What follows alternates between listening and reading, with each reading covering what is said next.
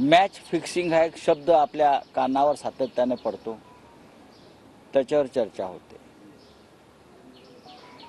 1.5 वर्षापासून या महाराष्ट्रामध्ये एक बेकायदेशीर घटनाबाह्य असं सरकार काम करत आहे.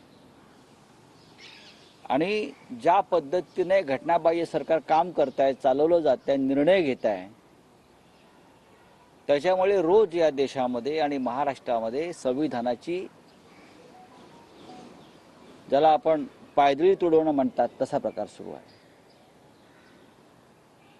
गेल्या 1.5 वर्षात त्या घटनाबाह्य सरकारने घेतलेला प्रत्येक निर्णय हा घटनाबाह्य आहे. सर्वोच्च न्यायालयानं स्पष्टपणे काही निर्देश देऊन सुद्धा, बरं का, विधानसभेचे अध्यक्ष यांनी सुनावणी घेण्यात चालढकल केली. यांनी इतर अनेक कामामध्ये आपला राजकीय रंग दाखवला. आणि या सगळ्या गोष्टी आम्ही सर्वोच्च न्यायालयासमोर रेकॉर्डवरती आणलेल्या आहेत.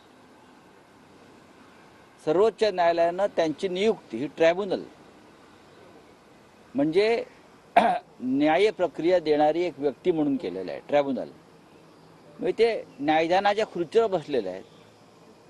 अशा व्यक्तीनं तटस्थ राहायला पाहिजे असं संविधान म्हणतं. पीठासीन अधिकारी, पण हे पीठासीन अधिकारी ज्यांच्यावर न्यायदानाचं कर्तव्य पार पाडण्याची जबाबदारी आहे, हे ज्यांच्यावरती आम्ही आरोप केले आहेत किंवा जे आरोपी आहेत या सगळ्या बेकायदेशीर प्रकरणातले, त्या मुख्यमंत्र्यांना जाऊन भेटतात स्वतः. आणि कारण काय देत आहेत? आता मी कोणालाही भेटू शकतो आणि मी माझ्या मतदारसंघातील कामासाठी भेटलो. मी या ट्रायब्युनलला सांगू इच्छितो की विधानसभा अध्यक्षांचा प्रोटोकॉल असा सांगतो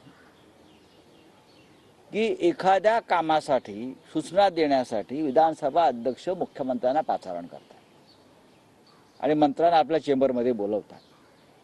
विधानसभा अध्यक्ष स्वतः जात नाहीत त्यांच्या कामासाठी, असं प्रोटोकॉल सांगतो.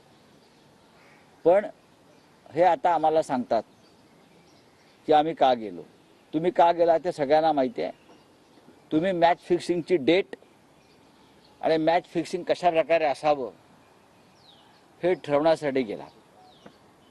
या सगळ्या गोष्टी सर्वोच्च न्यायालयाच्या रेकॉर्डवरती आता घेतल्या जात आहेत. दुसऱ्या 2 महत्त्वाच्या गोष्टी आम्ही रेकॉर्डवरती घेत आहोत. माननीय प्रधानमंत्री नरेंद्र मोदीजी 12 तारखेला महाराष्ट्राच्या दौऱ्यावर येत आहेत.